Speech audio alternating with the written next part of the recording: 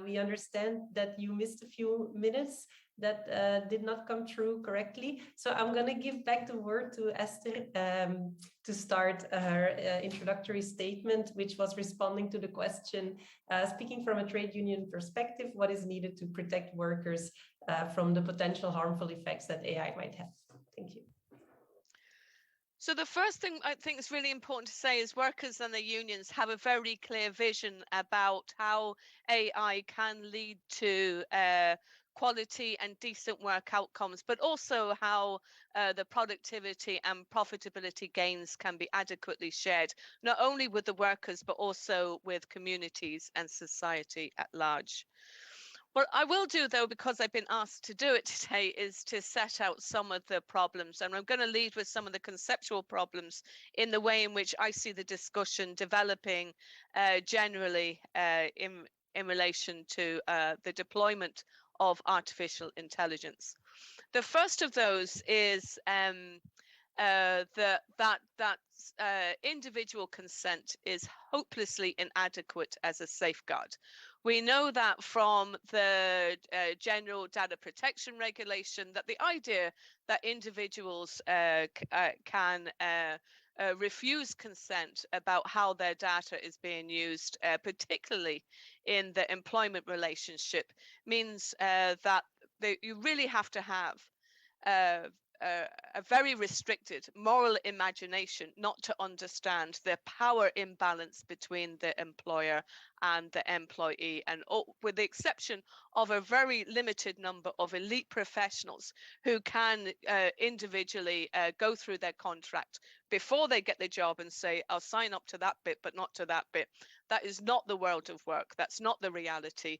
The reality is the only way in which you can ensure that the consent of the workforce is valid and real is to do it through collective consent, so that workers can stick together and can bargain collectively with their employer for what is a safe system of work and a safe monitoring system and a safe operation of work. That's the first point. Individual consent is not any safeguard whatsoever for the deployment and use of artificial intelligence in the workplace. The second point then is in relation to the human in control principle. Now, we've noticed now that a lot of people have stopped talking about the human in control and have started instead to talk about human-centric AI.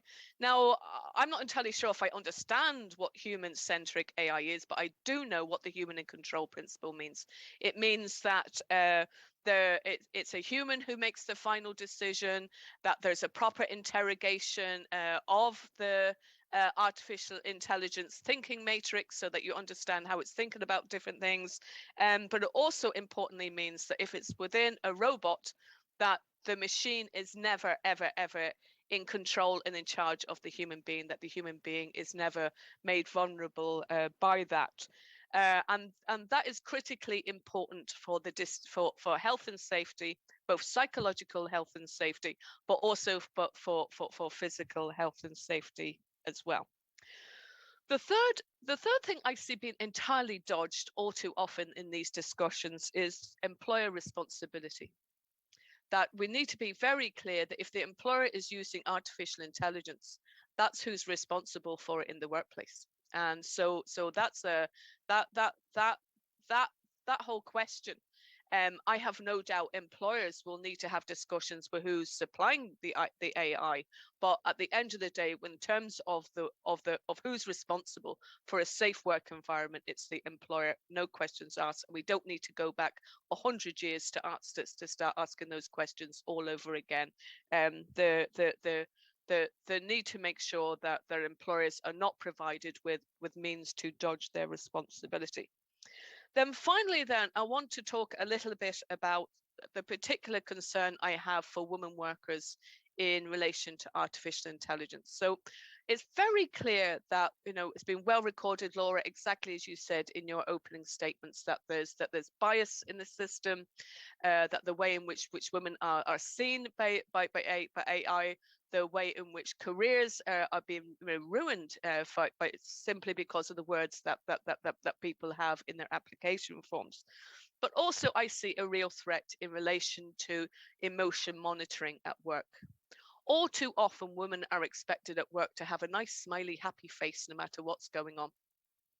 And the consequences for women when they don't have that are quite severe. And I know myself, I go to hotels, and by the time I've checked in and I get up to my hotel room, I'll get, a message on my phone or in my email saying, "How was the check-in? Smiley face, happy face, unhappy face. Please click and tell us." Now, the consequence of people clicking unhappy face is that worker knows their job is put at risk. Their promotion's definitely out of the question, but their very job is put at risk.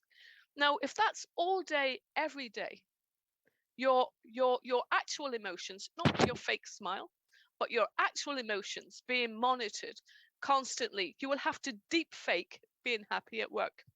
And I'm particularly worried about the consequences of that for women workers, and also the consequences for work in general into the future, because the bit that humans are going to be doing is the emotional content of labor. It's this high touch services. That's what people want to pay for in the future. A quality service in the future is going to be dealing with a human. So I'm particularly worried about the consequences of a let it rip approach in relation to the use of these technologies. I think that in the workplace we need to be a lot more careful about when they can and can't be used. And that brings me to my final point, which is, how do we deal with all of this? How do we make sure that we have quality jobs? How do we make sure that profitability is properly shared? And that's simple. And we know, looking back over the past 150 years, at each of the industrial revolutions, the only time the profitability was properly shared was when workers were able to get together, form unions, and be able to bargain for their fair share, to stick together within the workplace, to deal with enlightened employers who will give the information about what's happening, who anticipate change, who make sure that the workers have the adequate training, and who provide a safe environment for work to take place in a way that respects the human person, and that at the end of the week, workers know how they fit into the future of the company, and they know that when they turn up, give their best week's work, that they will end up with their fair share. And that really is the critical difference between what will work and what won't work, is that have the union in, discuss it with the workforce, and come up with a safe system of work in which the gains are adequately shared. Thank you. Great, thank you very much, Esther. I was particularly intrigued by your story about the emotion monitoring of workers, which I hadn't heard so much about yet, but I think you make a very good point, that it's indeed stressful to constantly hide your real emotions and put up a fake face. We know from research on job quality and well-being at work that that's very stressful for people. So thank you for that. And then on your point of the collective bargaining and how workers can help with making sure that AI is taking a good direction, I'm sure we're going to get back to that in the discussion. So now I would like to ask Kim for her opening statement. Kim, from a policymaker's perspective, why do you think why and how should the use of AI in the workplace be regulated? Yeah, thank you very much for the invitation and also for this question. Well, I think if we look back 200 years ago, the Industrial Revolution, industrialization ramped up production, it sped up processes and completely transformed the way we live even today. But we also know that there were extreme downsides, and innovations also deteriorated workers' rights, and it increased the power imbalance between employers and employees.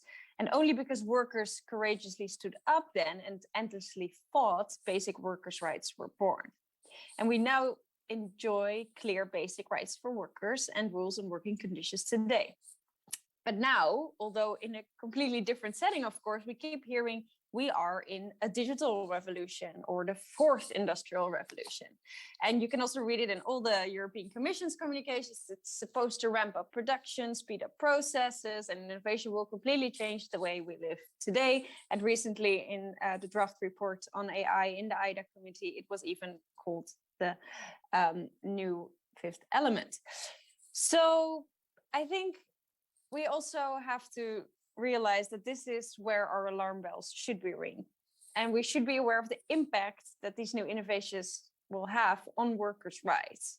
Because we often discuss how AI and technological developments might take over jobs in the future. And, instead it's often overlooked that instead of taking over work from humans, AI on the work floor is currently used to transform employees into living robots. And I think that was also already mentioned before. But we see that, increasingly it really, in name of efficiency and productivity, AI on the work floor can lead to surveillance of workers, which leads to excessive pressure and stress. And I think indeed often it's not even, considered like that. It's just a new efficient technology that is being taken up by an employer without realizing exactly what the impact is. And since AI is also often sold, of course, as some sort of magical technology that not many people actually understand, this is even more worrying. Because apart from health and safety concerns, it's also dangerous for just basic fundamental rights. We're talking about privacy, non-discrimination, human dignity. And the better the technology gets, also the methods of surveillance increase, and the more severe the impact is on these worker rights. So I think Esther already explained some of the things that we're seeing in the workplace, but also the real-time progress monitoring we're seeing in warehouses. There's also now emotional recognition software that's not looking at your face, but about how happy you sound when you're working in a call center, of course, constantly the real life tracking of locations of drivers. And we also see a lot of, facial recognition, which still is very biased, and other processing of biometric data by employers. And of course, after COVID, the installing of all these tracking softwares of workers' computers to monitor their activity and also even follow, the way where their eyes are focused on throughout the day. These are very impactful technologies, and constantly being surveyed and managed by algorithms is dangerous, and it enlarges the power imbalance between employers and employees. And especially when it happens without transparency and human oversight, and when people have no redress options. So another thing we're of course also seeing, and particularly in platform work, for example, is that there's that we see that this constant monitoring leads to automatic and untransparent punishment. So, for example, an Uber driver that gets suddenly lower pricing or less assignment of work, and they don't even know why. So it's very important that we protect workers in these situations. And for that, we need clear rules on how to use AI, the software, and automation at work. So there's also three, I would also like to put it in three. Because before an automated system is deployed at work, we need, first of all, in my opinion, a fundamental rights impact assessment. We need consultation and information, and here the role of trade unions and workers' representatives is key. And also the information, consultation, participation rights should just be fully enjoyed. And the deployment of new technology that fundamentally changes the working conditions and the relationship between workers and their management should be part of the social dialogue. Well, then when algorithmic management is used, I think it's very important that workers get transparency, not only about the fact that an algorithm is used, but also about how it is used, which parameters it takes into account, and how a worker's behavior influences it. And we need strong data rights, because if workers don't have effective control of all over their personal data, the way that it's used and data they generate, then we have a very big problem. And if anything goes wrong based on or advised by an algorithm, there has to be meaningful human oversight and responsibility and meaningful redress options, because we cannot leave workers empty-handed. And then lastly, I think that all forms of intrusive surveillance at work should be prohibited. Now, and the Commission had announced the AI Act, of course, where I'm shadow rapporteur on, as the law that would ensure ethical AI in the EU. And, it's good that we're getting rules for AI, but the AI Act will not protect workers necessarily as it stands. So there's a lot to be improved. And the AI Act has been drafted through the typical internal market lens, which means that the proposal uses a product safety model. So if a product meets certain standards, it's presumed to be safe. So when we look at the AI Act specifically, it classifies AI in employment as a high-risk AI, which means that trained human oversight is required, which is a good step. It also means AI must be subject to controls to ensure it is not trained with discriminatory data. But the level of transparency towards workers is basically that employers must only say that they are using AI. And the AI Act seems to forget that people that are subject to algorithmic decision making, such as workers, because even an AI system that is transparent, unbiased, and works perfectly can still be used in violation of fundamental rights. And this is what the AI Act completely overlooks. And this is why we need fundamental rights impact assessment. Because if we give the label high risk, because it poses a high risk to fundamental rights, why on earth should we skip the next step of looking at how this high risk AI can impact fundamental rights and how we should definitely not be using it? But under the current proposal, users of AI, for example, government, schools, and employers now don't have many obligations. Well, this is where fundamental rights are impacted. And, as I said earlier, AI can really benefit our society if we first make conscious choices about when, where, and how we use technologies. So to me, the fundamental rights impact assessment is the only logical step next to address the risks. But even if we get that in, there will be gaps in the protection of workers when AI is used at work. And I think the rest of the current legal framework for the use of AI at work is completely fragmented. We have some data rights in the GDPR and a right not to be subject only to automated decisions. Then there's the machinery regulation where human-machine interaction should be regulated. We have transparent and predictable working conditions, which gives a number of rights, which would also help when algorithmic management is deployed. But basically, you need to hire an army of expensive lawyers to find out what your rights are in the first place if AI is deployed at work. So I think it's very important that we make bold choices and ensure that changes on the work floor in the end benefit workers and they strengthen workers' rights and rather than undermine them. And technology has to serve society and humanity. It shouldn't rule us. So I really think we can use technology to benefit society. Think of reducing the number of boring tasks, more accessibility, connecting and including people on so many levels. We're having this meeting now all from a different place. It's great. But if we don't act now, the digitalization of our society will completely be led by profit-driven shareholders instead of by the public interest. So I think this so-called digital revolution, where employers rethink the way they assign, monitor, and evaluate work for productivity and efficiency, it requires us to think and act and demand the protections that workers need and deserve. And that's where I think we're now going to have a discussion about. But I think it's also very important. I'm very happy that the ETUC is invited here. Because we also need to mobilize workers and raise awareness of these issues. Thank you. Great, Kim, thank you very much. I agree with you on the impact assessments. I think many of us agree they are left too vague and they could be broadened up and made more specific. So if any of the other speakers would like to come back to that in the discussion, please feel free. And I also remember your trade-off between efficiency, productivity, and stress and well-being at work. Wondering if there has to be a trade-off, or if the trade-off doesn't necessarily have to be there if we shape the technology ourselves as people, as several of us have mentioned before. So I would like to get to the discussion now. We can have a little round again where you can respond, and I can highlight a few of the questions that are on Slido. I'm not sure if, since we had the technical problems at the beginning, I'm not sure if Arturo's talk fully came through. So I would just like to summarize again that he gave us this useful framework of how to think about these technologies, as nothing is inevitable. Like he said, it's built by people, and we can think about it in 3 levels. So we can think about it at the level of technology. What can technology do for the better of humanity?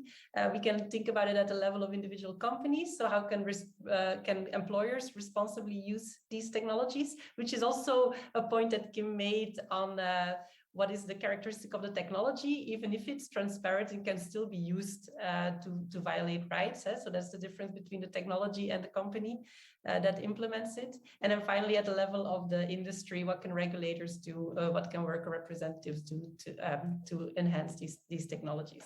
So maybe we should use that framework to go through some of the questions on Slido. So at the level of the technology, I see some people are asking questions about how can we prevent biometric technologies at work from being biased against women and racialized minorities.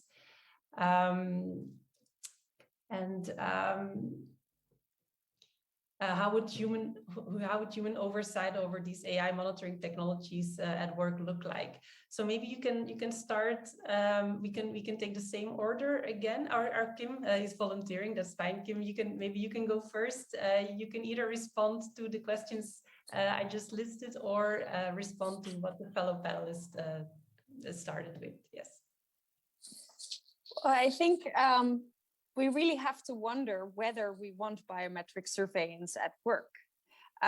Because as I said before, like, great if you have complete surveillance and monitoring, which is unbiased, but still that is really a breach of your right to just do your work in a way that you think is best, and also to not be surveyed constantly. Like the fact that there are now so many workers whose eyes are being tracked, whether their mouse is being used, how efficiently and fast they type an email, all these things, I think it is something that we have to be really cautious about. And also, I don't really see how where we can actually lay groundwork for the fact that employers can demand to get biometric data of people. I don't see any reason why that is a proportionate measure to have as an employer, and that's why I would actually say let's just not. And that is a question and a discussion that I've been finding like more and more when we're talking about AI. It's all about like, it will happen. How are we gonna mitigate it, the risks? But on certain questions, maybe we just shouldn't do it, and we should have a sort of zero question before we start on like discussing how to deal with the legislation. Great. Anyone else in the panel who would like to respond to this? No. Arturo? Yes. Yeah, I think that's fair. I think speaking more broadly about that technology and what AI allows us to do, and just linking it, I see there's a question with my name on it, so I'm going to link it to the question about giving examples, practical examples of AI used to ensure inclusiveness, especially in the context of gender balance that was brought up in the first panel, but also by Esther here today. And so to Kim, I would say the same technology that allows for a company to check if you're smiling while you're sending an email, or if you showed up early at work, or an Uber driver, what are the times that they work most productively, which I agree, there's a lot of ethical questions around any technology. Are technologies that could allow us to do things, opportunities on the inclusion side as well. So for example, there are HR technologies that have been deployed to promote diversity. Or there's one one of my favorites is called Textio, and it goes through a whole bunch of job descriptions that have been written, analyzes what the propensity of those job descriptions to end in several segments of society, whether more women would be compelled to apply or more men would be compelled to apply, for example. And as you are typing the job description, the AI tells you you're being biased against women. So it's the same technology, it's analyzing behavior, but it corrects a problem before it is deployed. So that's kind of like at the HR company level, many of these technologies, yes, they can be used for surveillance and all of these negative words, but they can also be used to promote inclusion. They can also be used to correct internal biases. They can also be used to empower people. As I said at the beginning, it's all about intentionality, right? We are deploying and we're supporting in France a AI-powered career coach called Bob Emploi. And so what Bob does is that it looks at your data and in the market, sort of like your LinkedIn profile, and it tells you, what steps you would need to take in the labor force to get to the job of your dreams, to where you want to go, right? And so again, this is all powered by AI. It wouldn't be able to do it if it didn't have the information of everyone else, but it gives you a very targeted and a very efficient roadmap of what skills you need to develop, and that promotes inclusion at that level. And I think following the framework at the industry level, I think that the emphasis and what the partnership on AI I think is pushing towards is the emphasis should change from automating human tasks to genuinely complementing human workers. I think that the low-hanging fruit has been to reduce basic tasks, and that has taken a lot of work away and jobs away. But the big opportunity in the future is how can we actually enhance the productivity of existing workers? How can we make their jobs safer, more stable, more rewarding? And all of this can be powered by technology, including artificial intelligence.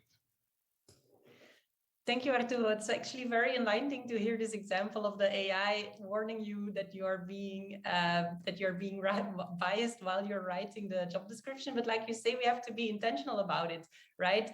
We cannot just sit back and expect all companies to be so intentional, all of them.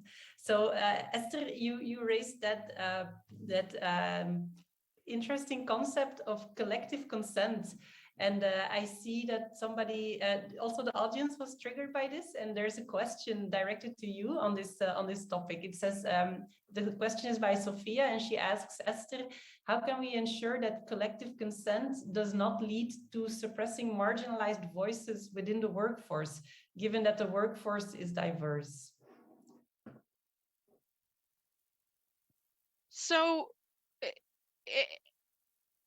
the environment in which the AI is deployed will obviously determine the purpose to which it's put.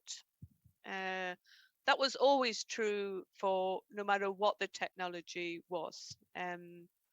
So if you're dealing with an employer who shares information with the workforce, who fully explains why we're going to introduce this technology and this way of working, that employer acknowledges that there is a possibility of bias, that the employer acknowledges the possibility that minorities, as Sophia says, can be discriminated against by the use of the particular technology, then you can be more sure that in the discussion with the workforce through their union, that you're going to have more likelihood, nothing's guaranteed, but you would have more likelihood of a positive outcome for workers.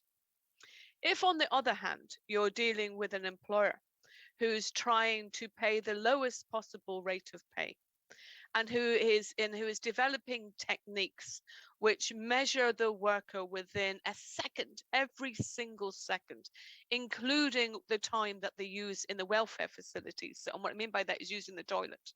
So you've got workers being measured within seconds, every single second of the day, whatever they're doing, however they are, and however they're being, frightened of the consequences of getting something wrong.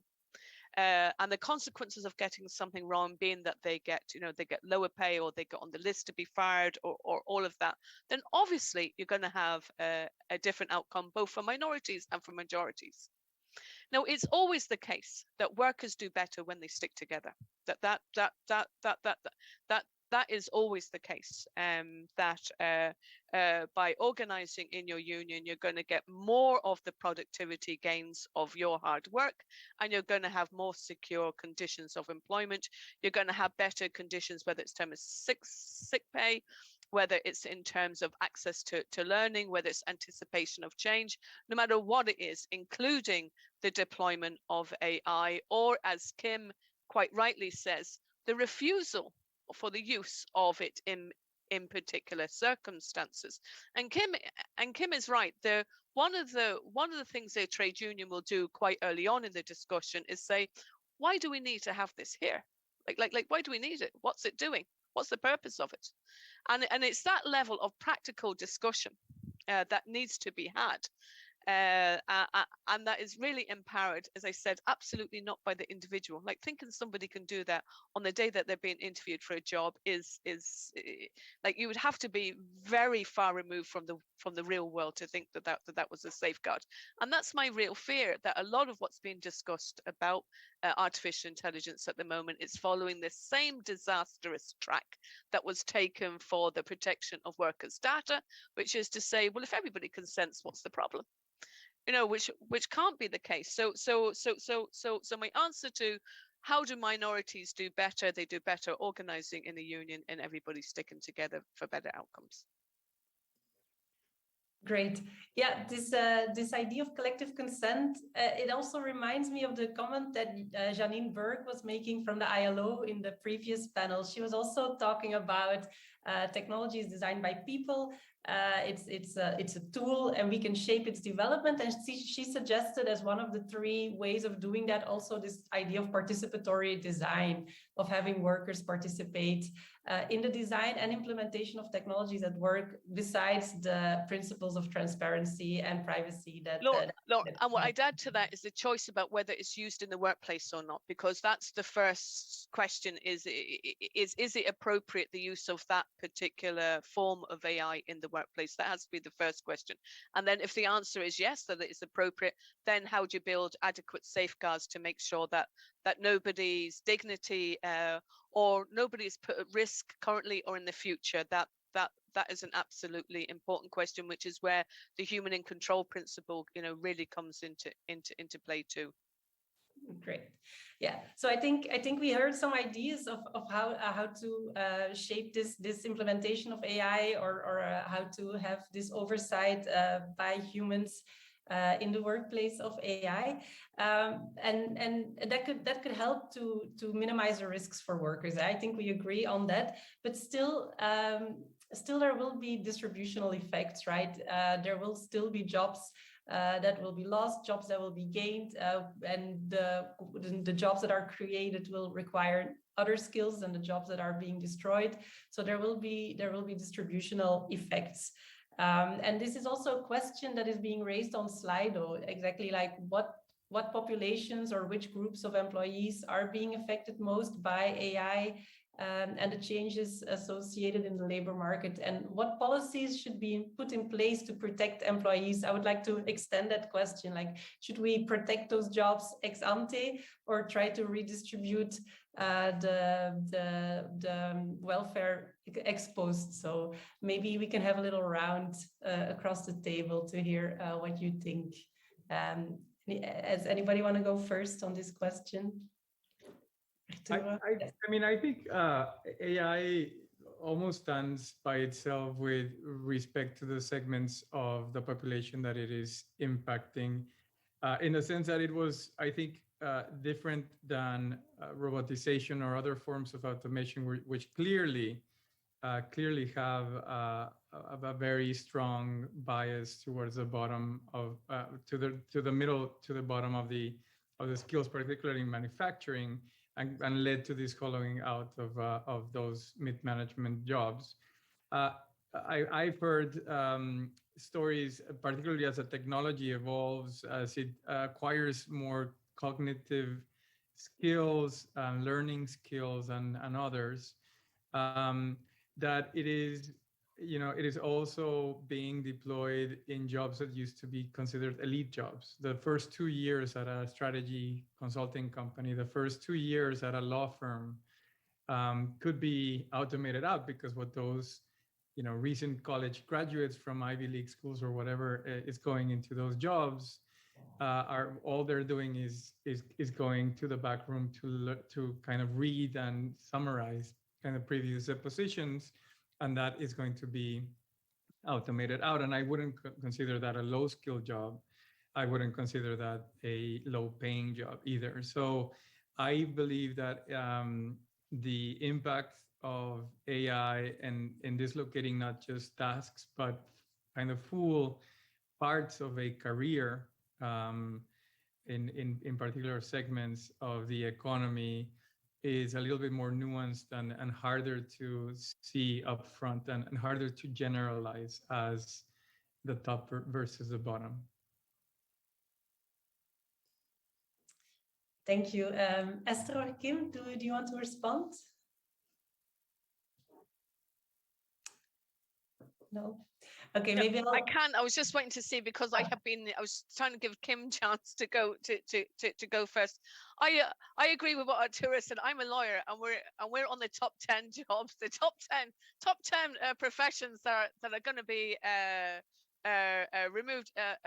With like most of the task is going to be done by artificial intelligence. Who knows? Does that make for better law? We'll have to wait and see in the decades to come.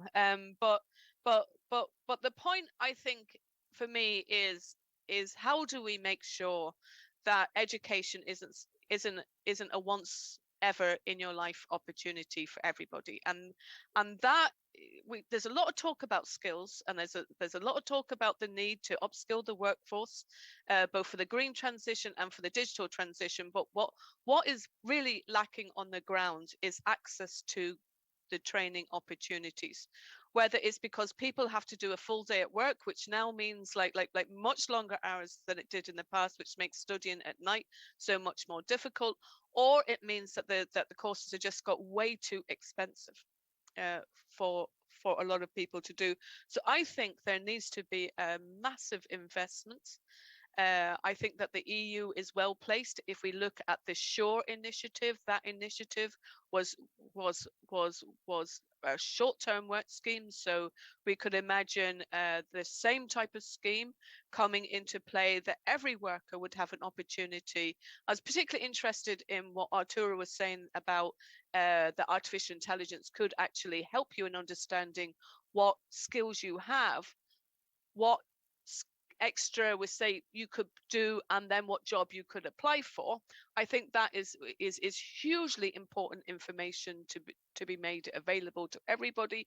But the enlightened employer will sit down with the workforce and will make sure that people get access to training now for the job that they'll have 5 to 10 years from now. And that type of employer should be supported, should be funded.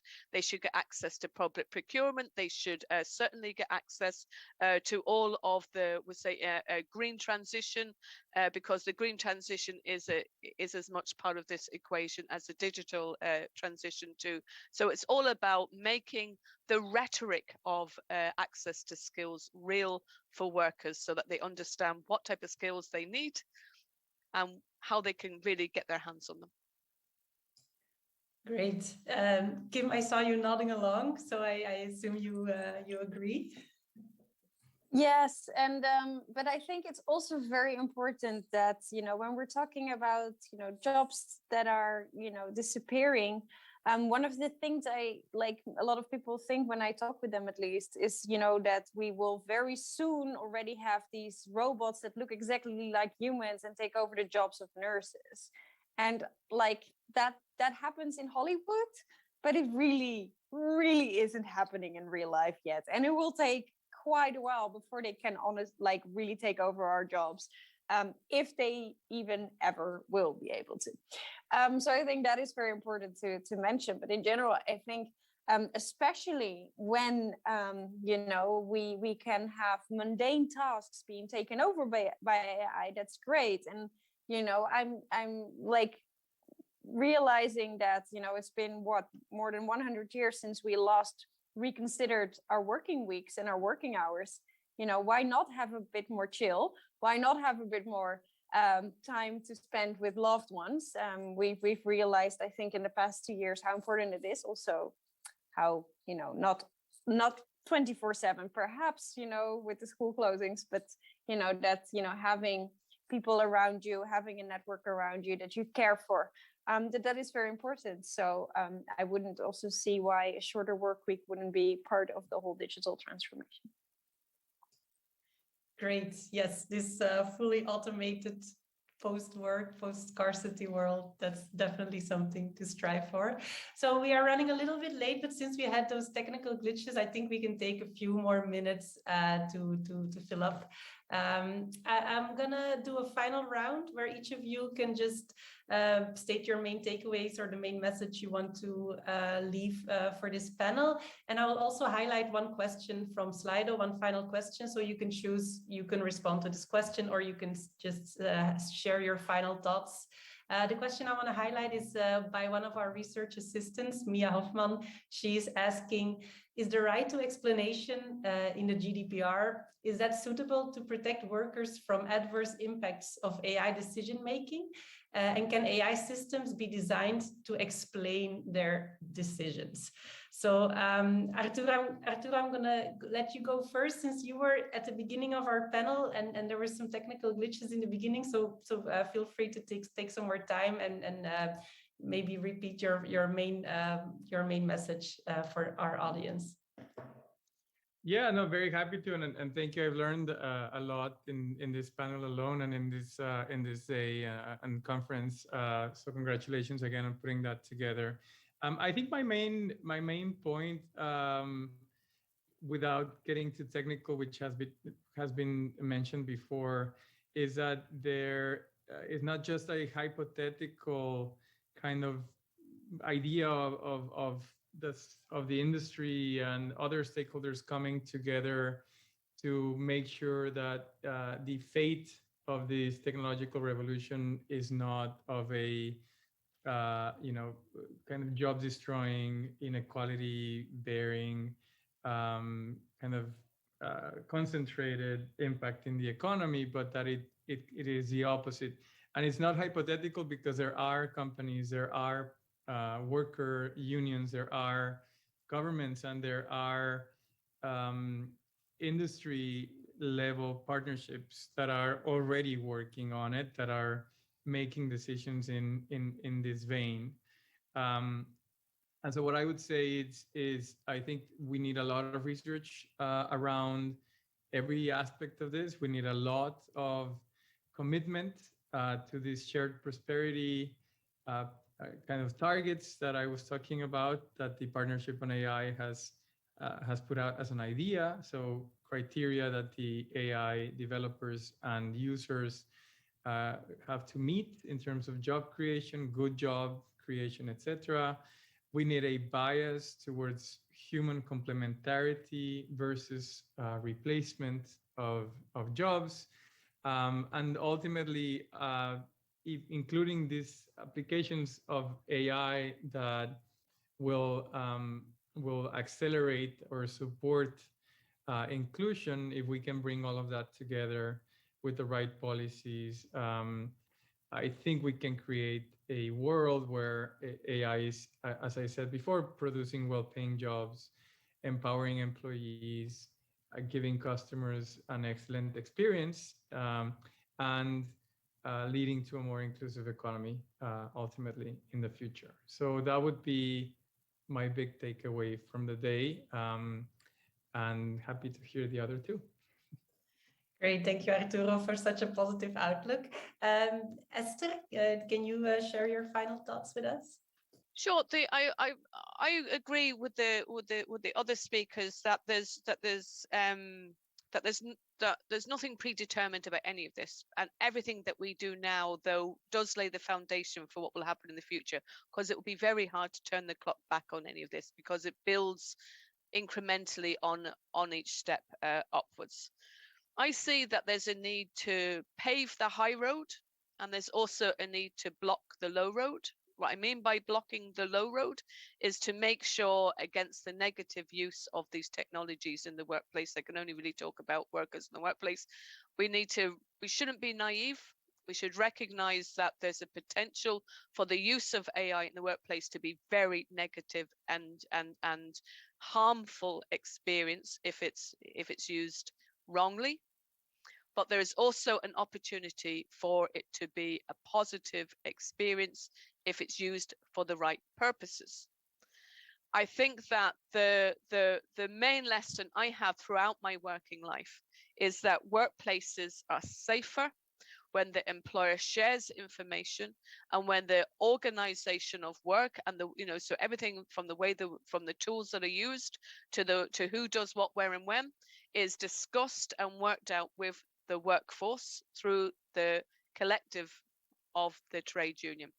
In my experience, unsafe workplaces are those where employers keep everything secret. They don't share anything. They don't take. They say when I say jump, you say how high, and they have that type of an approach to the workforce, and that they deploy technologies in a way which doesn't respect the human person, and which creates conditions which are on the edge, which bring everything to the edge, and I think that the main takeaway I really want people to have, and sometimes people say to me I'm like a broken record, but the only reason I'm like a broken record is because we still haven't got it yet, is that what's absolutely essential in blocking the low road is that the regulations are very clear about individual consent absolutely not being a safeguard for anything in the workplace, that the use of these technologies should be made subject to collective agreements. In terms of paving the high road, we need to make sure to privilege those companies and support those companies that have an enlightened approach of investing in the workforce, anticipating change, and living up to their societal responsibilities in respect of the use of AI. Thank you very much, Esther, for sharing your insights into how the collective voice can help shaping AI in the workplace. But I learned a lot from you today. Kim, you want to share with us your final thoughts? Yeah, well, I think also related to one of the last questions you read out, you know, when we're talking about automatic decision making, I think we should really be cautious to have any automatic decision making that can impact, you know, a person's life, well-being. And I think that is something that we have to be very cautious with and really try to minimize as much as possible. And there should always be a person in between that you can ask, why was this decision being made? Because otherwise we can't, you know, AI can't explain itself, because, you know, the people making AI usually can't explain why a certain decision comes out. So it's good that, you know, things are being checked by humans. And what I think I'm taking away from this meeting is that it's really important that we discuss all the aspects, and I'm very happy to have been in this discussion about it. So what kind of technology do we have? What can it do? What do we want it to do? And also, what do we not want it to do? And I think if we keep on managing to have conversations about also where do we draw a line on what we don't want technologies to do, but also how can we actually use it to improve workers' life, then I think we will get very far. And I really hope that, you know, the policy discussions will also lead into this direction. Thank you, Kim. I hope that as well. I want to thank all three of you again for being here today. I learned a lot from all of you, and I was so very glad to hear such a positive and constructive outlook from all of you. I also want to thank the audience for sticking with us through the technical glitches. And in case you missed any part of it, you can rewatch the recording on the website of Bruegel. And finally, please keep following us at Bruegel. We are doing a lot of work on the future of work, on AI, on the post-pandemic world for workers. So please keep following us and stay with us in this conversation. Thank you and have a very nice evening. Bye. Thanks, Laura. Bye.